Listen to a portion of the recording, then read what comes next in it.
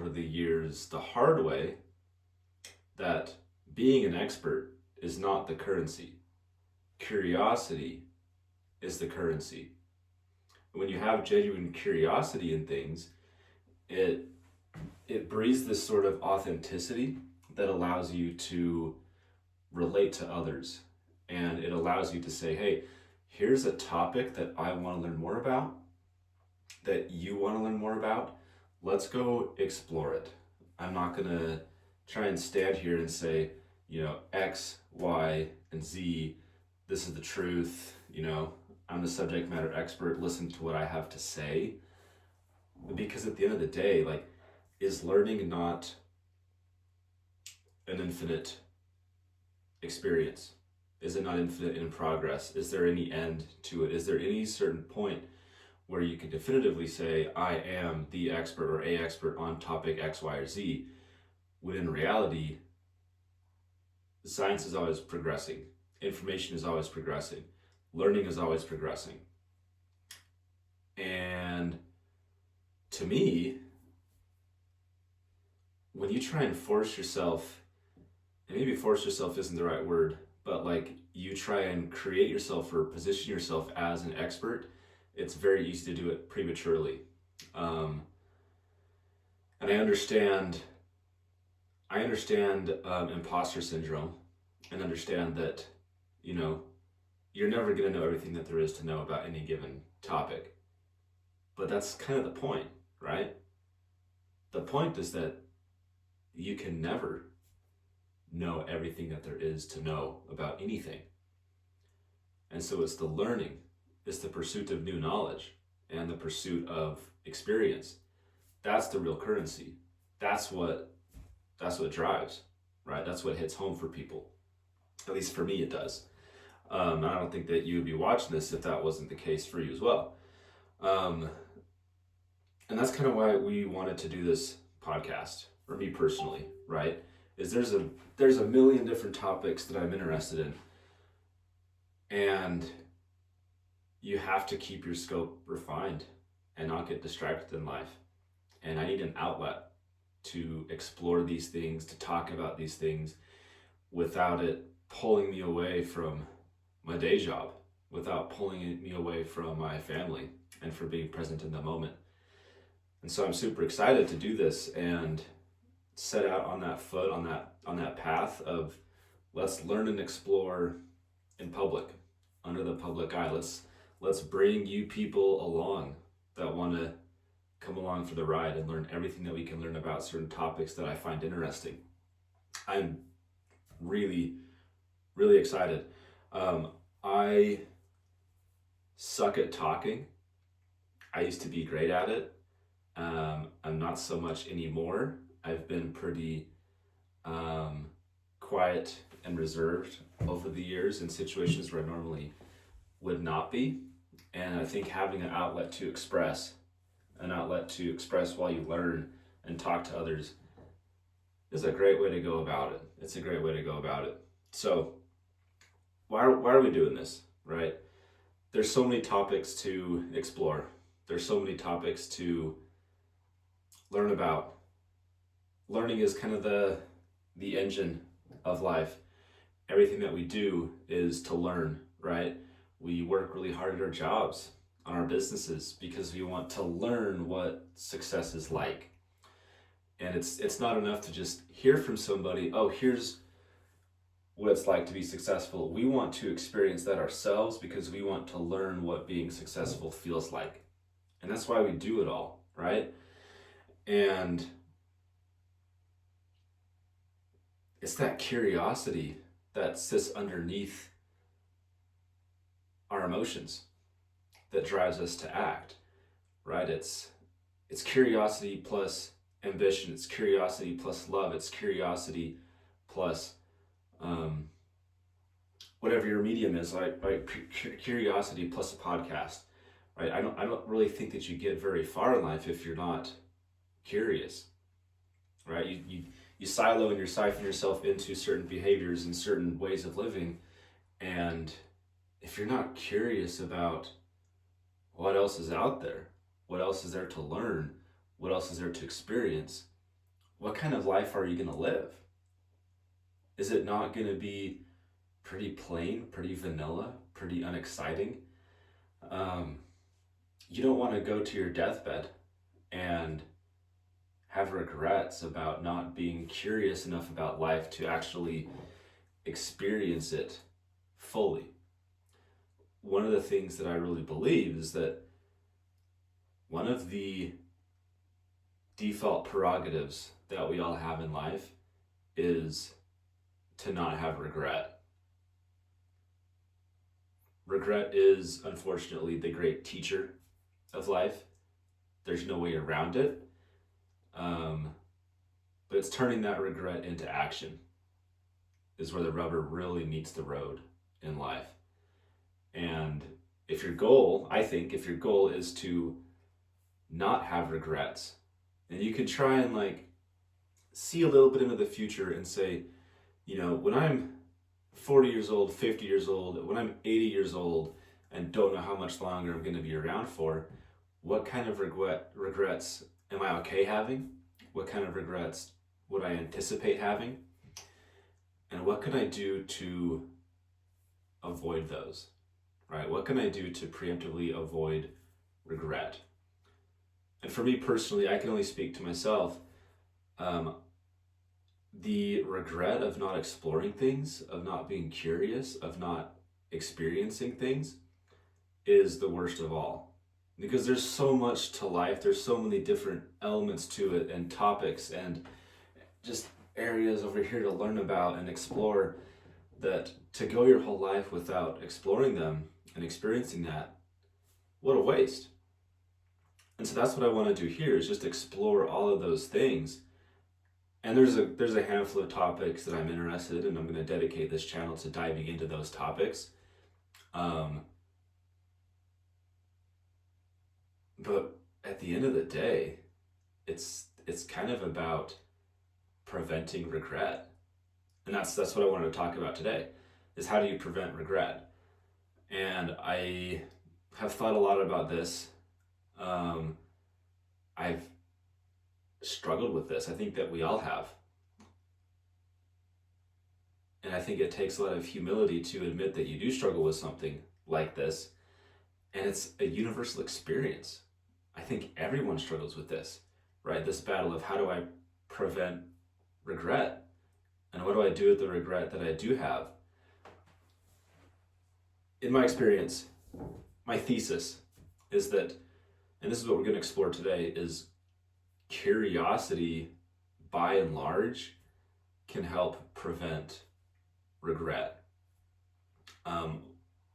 What do I mean by that? Regret is centered around what you didn't do, and then you place conditions on what it means to do something, or what it means to succeed at something, what it means to do something successfully. And honestly, I have no idea what I'm doing with this channel. I have no idea how to do a podcast. I have no idea how to do YouTube, how to do TikTok, or any of that.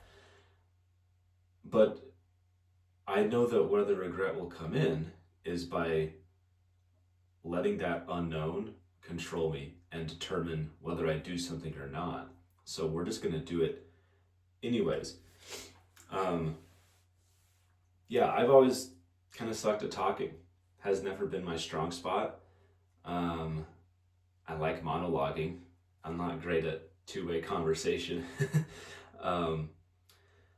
But I've always liked expressive pursuits. So as a kid, late teens, early adulthood, was really into mountain bike racing, cross country. That was my bread and butter, right? And I got pretty good at it, if I do say so myself. There's no shame in saying that. Entrepreneurship, never been good at it. Always loved it. Why? Well, those things are expressive pursuits, right? You're saying, what's inside of me? What's this desire and this thing that I like to do? And let's do it. Let's do it under the public eye. And let's see if we fail or not. Let's see if we succeed or not. And how do you find success? How do you define success? How do you define failure? That's totally up to you as a person. I think that you define that internally. So You don't have to be a pro at something. You just need to be willing to learn under the public eye, fail under the public eye, and get up and try again under the public eye. And it's that curiosity that keeps you engaged, right? 0 views on a video, who cares? We're just exploring things with an outlet, right? You got out there on the bike, you didn't win any races, that's okay. You're just exploring trails at high speed. You're exploring a racing environment. That's it, right? Don't overcomplicate it. I don't think anybody knows what they're doing, honestly. Even the best athletes, they're still progressing day by day, month after month, year after year. If there was any end to progression, it would just stop, right? The beautiful foundational truth of life is that progress is never ending, and that also means that the starting point is undefined. It can be whatever you want it to be. You don't start with competency. You don't have to wait for a certain point to say, I am competent enough, I'm experienced enough, now let's get going. That's like saying, I want to get down to a certain weight before I start dieting. Or I want to build X amount of muscle before I start hitting the gym. Or I want to be able to run a 7-minute mile before I get into running. It makes no sense. You got to start from somewhere, right? And a big difference that I've noticed with high performers is that in reality, there's lots of people that are probably better than them, but they're just not doing it under the public eye, right? A lot of people that have made a name for themselves have really made that name for themselves because they weren't afraid of failing under the public eye.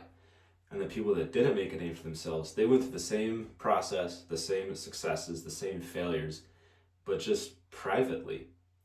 And the difference, it's not how competent or how skilled you are, it's about what are you doing,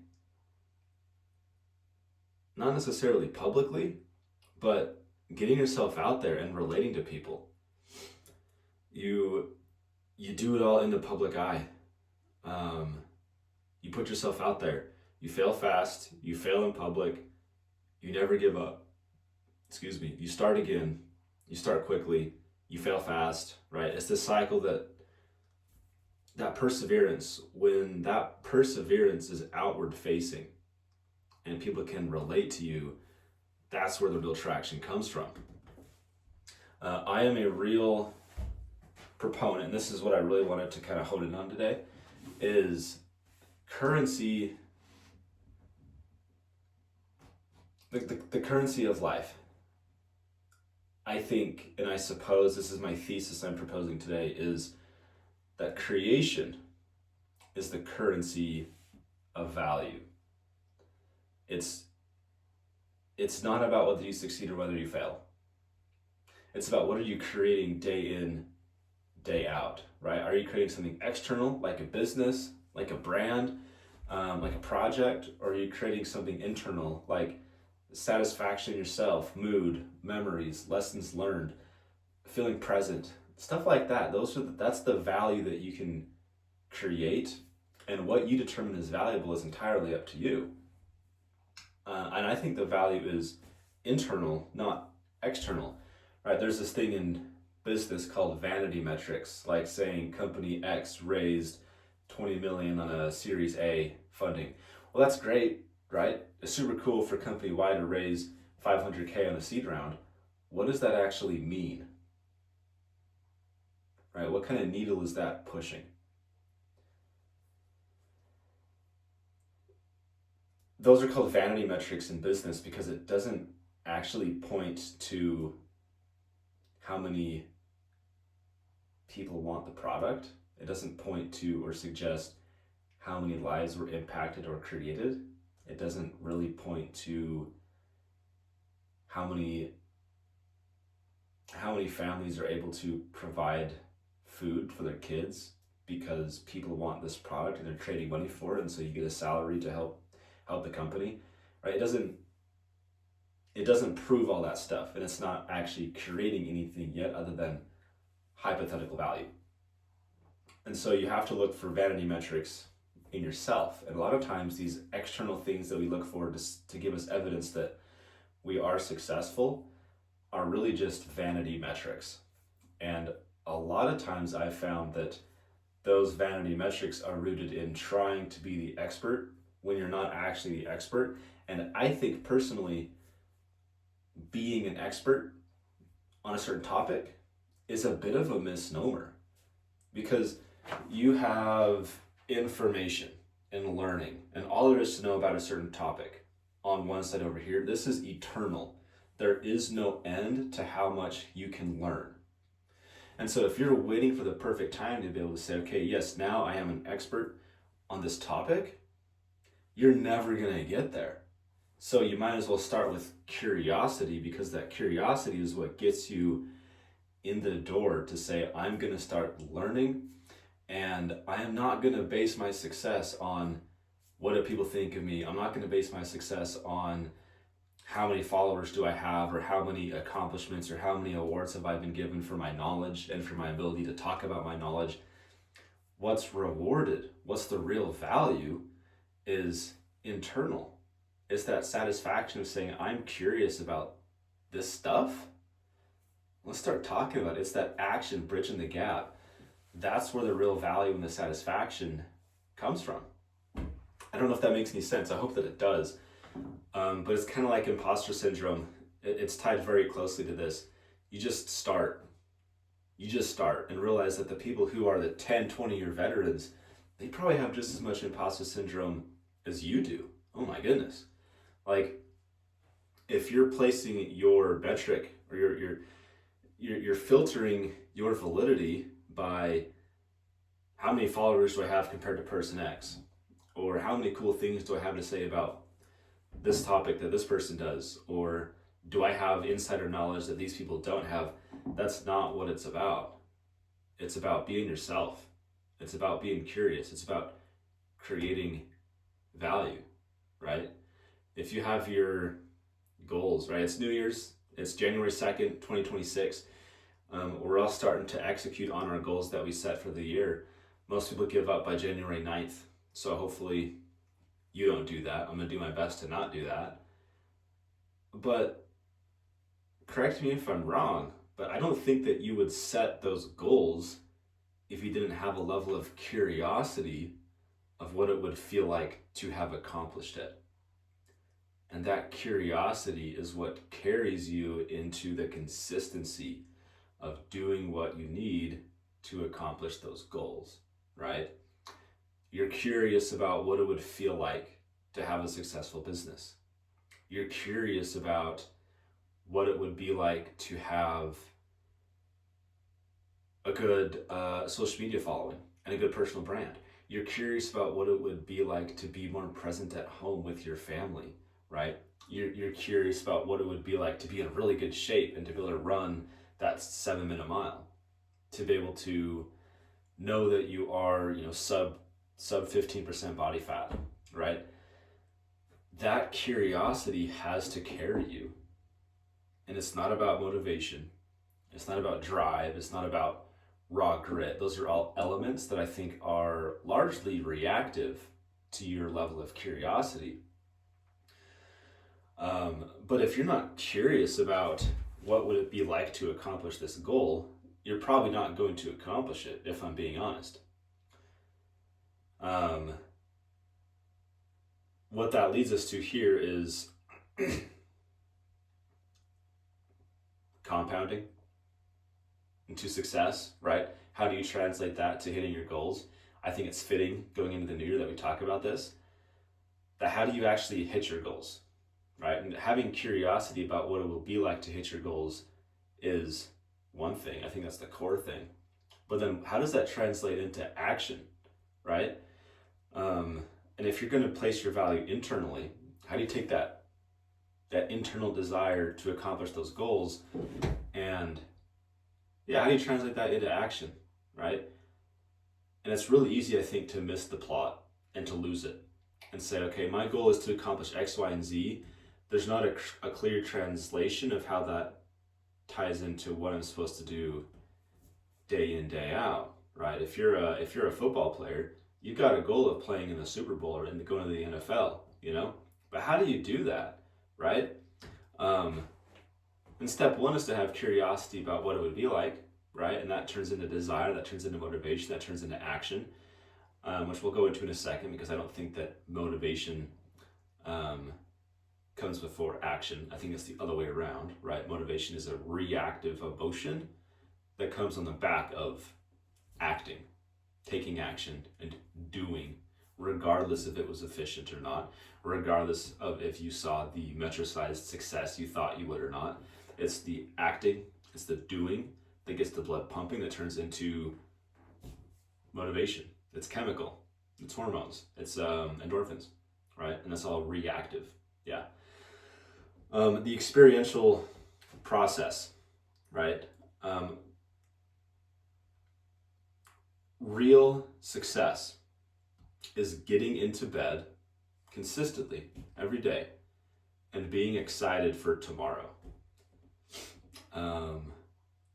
I think that if you're going to say, what is the one metric or rule or marker that you look at to determine your success in life, right? If success really is determined internally, how do you measure it, right? How do you metricize it? It's going to bed at night excited for tomorrow, consistently. You can challenge me on it all you want. I'll take it on, because I think it's true. It's not to say that you won't struggle with mundane things, because you will, right? It's not that being in a rut is a bad thing. You just have to embrace it. You have to fall in love with doing the things, doing the mundane things, right? It's the action comes first, and then the motivation follows. The satisfaction of consistent reps in your domain, compounding over time, trumps everything, right? This is what I've learned in my fitness journey, is that it's not the satisfaction of being able to say, I can bench press X amount. That's cool, but what does that mean, right? You can lift a lot of weight? Cool. Now what, right? There's an article that I thought was really funny years ago from The Onion. And it's just, they're a satire news network. There's this article about this bodybuilder who's like confused in life. And it was like, bodybuilder can lift a lot of weight, unsure about what's next in life or what the purpose of life is after that. And it's kind of funny, right?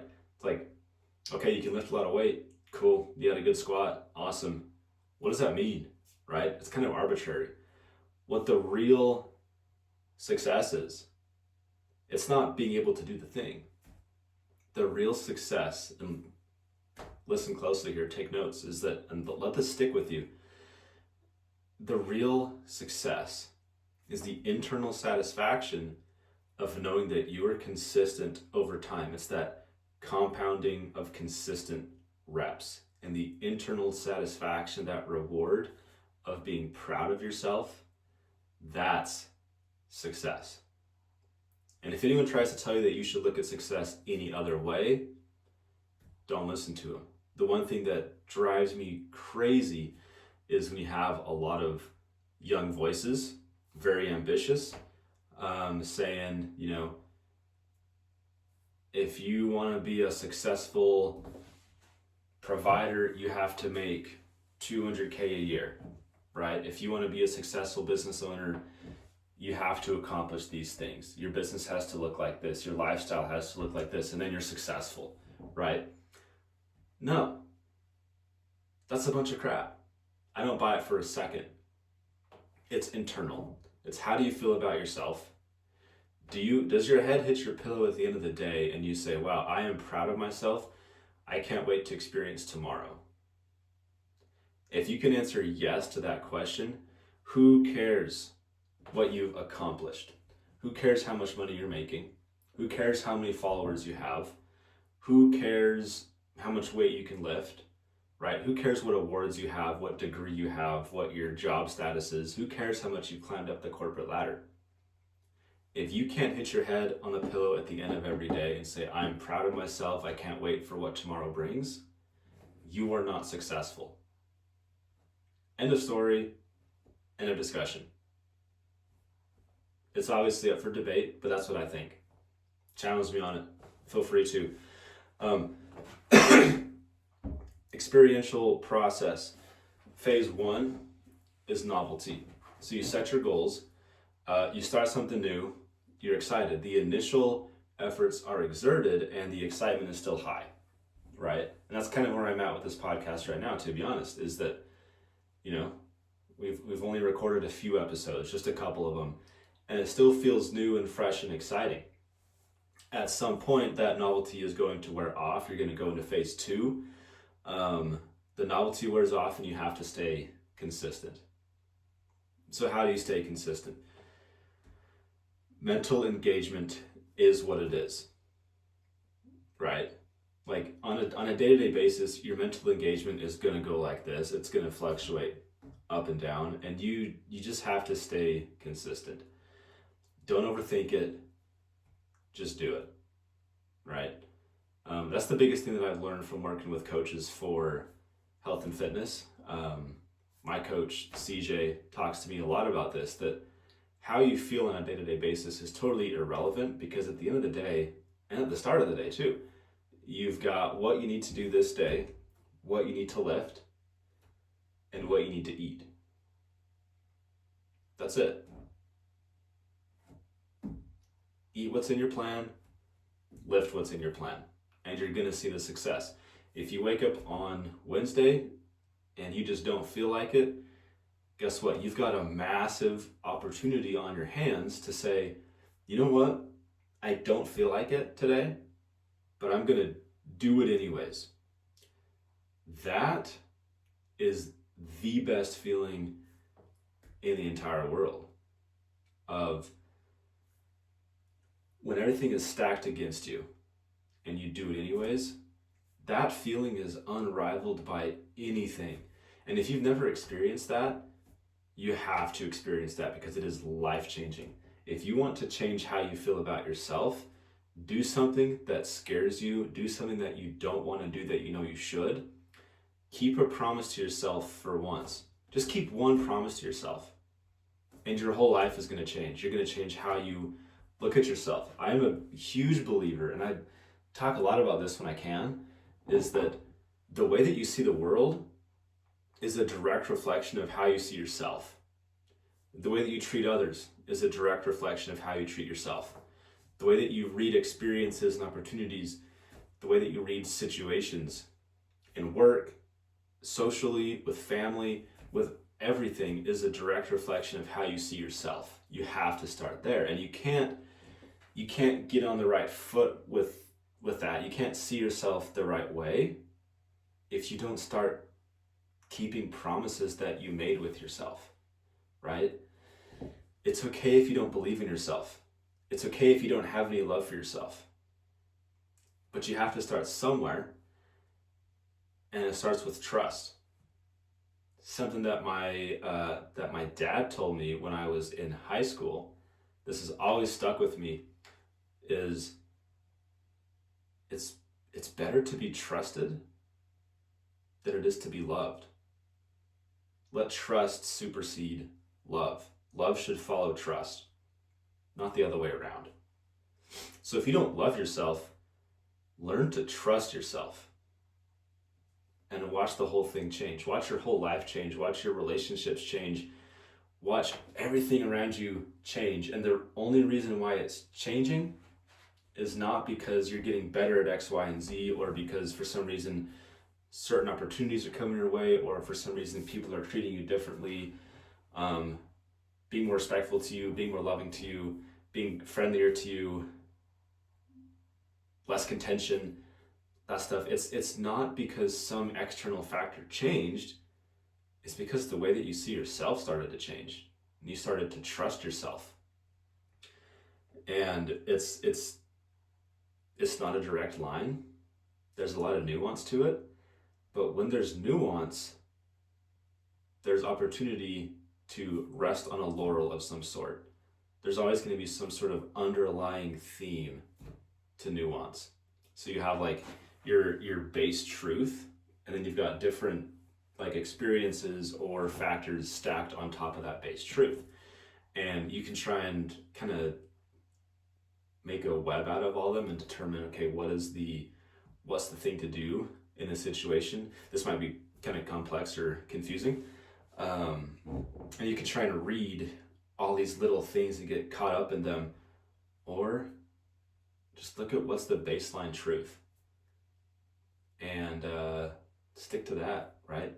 Stick to your guns. Trust yourself, and then you'll love yourself. And if you love yourself because you trust yourself, you build a good relationship with yourself. You can start building good relationships with other people. Things start going your way. Everything falls into place. And it's to go back, it's really important to not overthink it and to just do. Like, how do you start to trust yourself? You just start acting. Just do what you said that you were going to do, right? It's very simple. It's not easy. It's difficult, but it's simple. It's a simple equation, right? Everything in life is math. So what's the equation? It's got to be a balanced equation. This is probably the most simplest balanced equation there is in the entire world. Is you say you're going to do X, so you do it. That's a solved, balanced equation. That's at the foundation. You have all these other factors, like how you feel on a given day. Great. Doesn't matter. You said you would do X, just go and do it. And the satisfaction, the pride, the sense of accomplishment, the clarity, oh my goodness, the emotional clarity that comes from solving that equation every day is second to none. That's a life-changing experience in and of itself, right? Even if you say, I'm going to take out the trash in the morning, and you get up in the morning and you take out the trash, that has the power to set up your whole day for success right there. So just keep a dang promise to yourself and don't overthink it, honestly. The big quote that we all know, the big slogan is "Just do it" from Nike. And I have some notes here. Just read this out. We sometimes attribute this to acting on things we're excited to do. Like, I want to do X, just do it, right? Super motivating, a thing to say.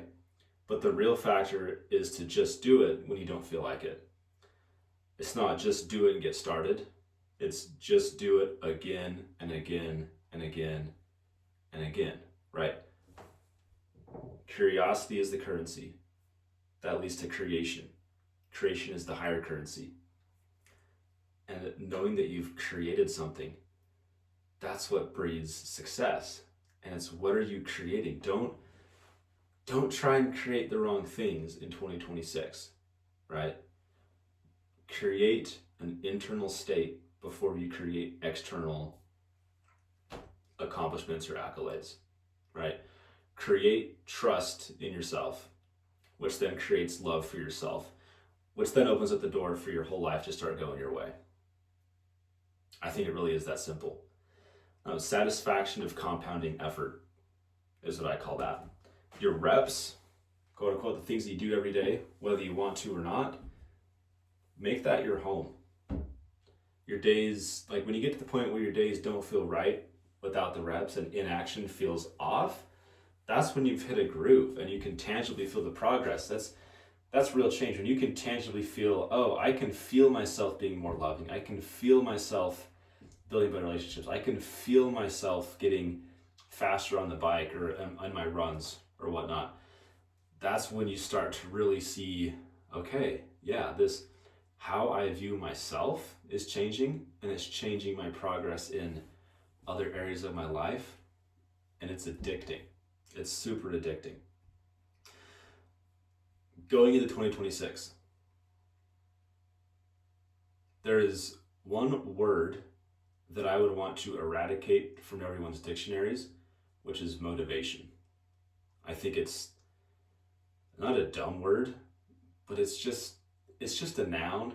It's overhyped. It's an emotion, just like sadness is an emotion, just like pain is a sensation. Motivation is the same way.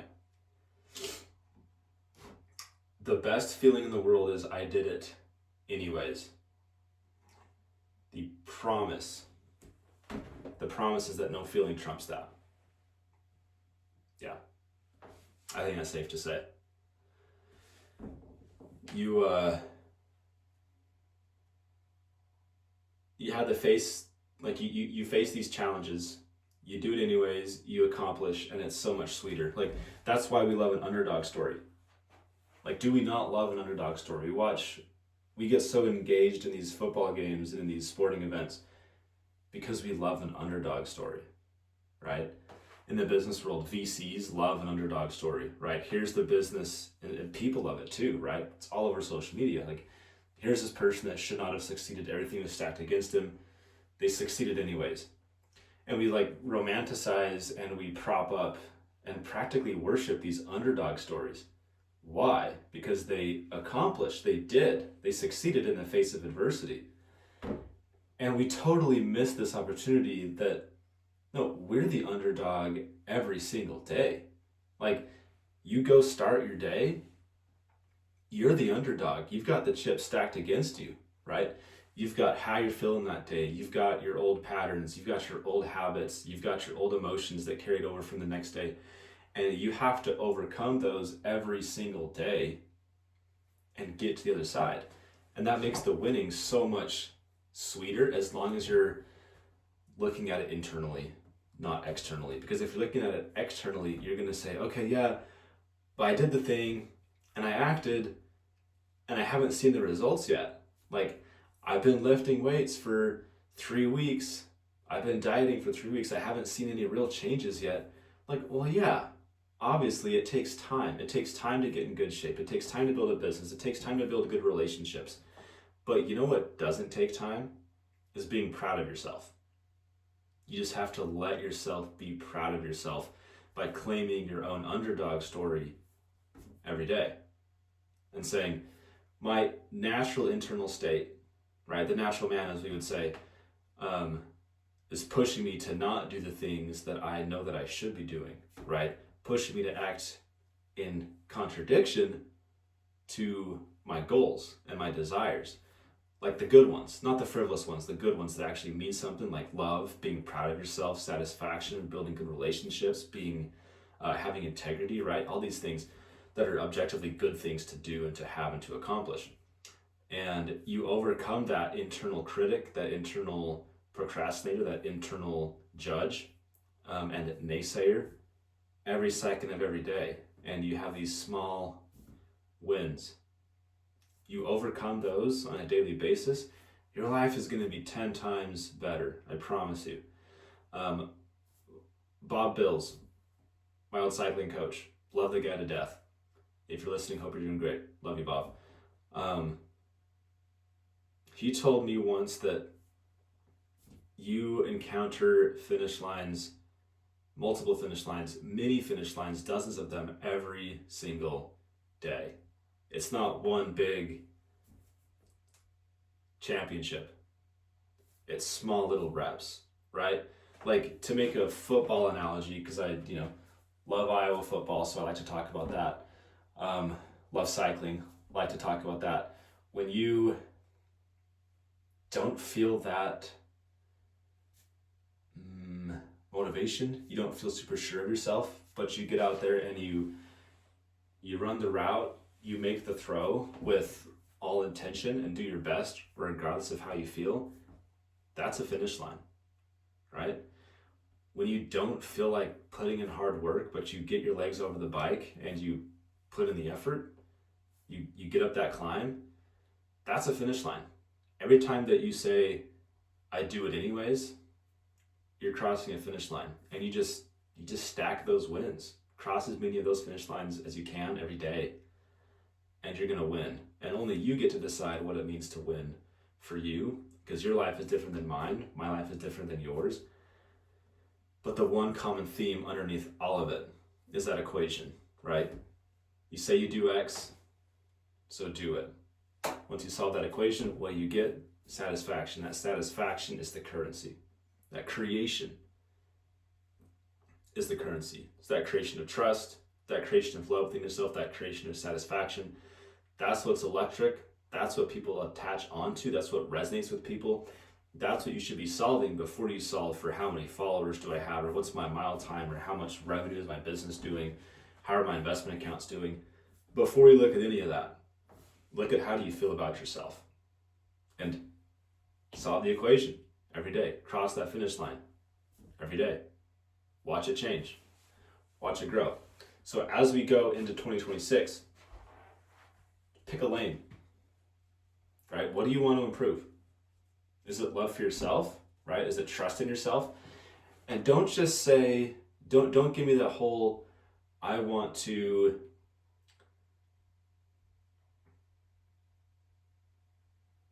like, I want to make this much more money, or I want to buy this car. Pick something like, I just want to change how I see about myself. Go to the most fundamental part of it that breeds those results that you want, that you imagine having. And just watch what changes. Watch what happens, right? My word for this year is simplicity. And I trust that as I try and simplify everything, then the noise gets eliminated, focus hones in, and you start accomplishing more, because the stuff that just doesn't matter, it doesn't affect you. To start saying no to frivolous things, to peripheral things, and start saying yes to yourself every day, and just see what happens. When I was in, last thing I'll talk about here before we do a recap of the Iowa versus Vanderbilt game, is this concept that, and maybe this is a better thing to talk about next time, because there's a lot to unpack here, but progress is pretty non-linear. And because progress is non-linear, it can go like this at a certain time, it can go like this at a certain time.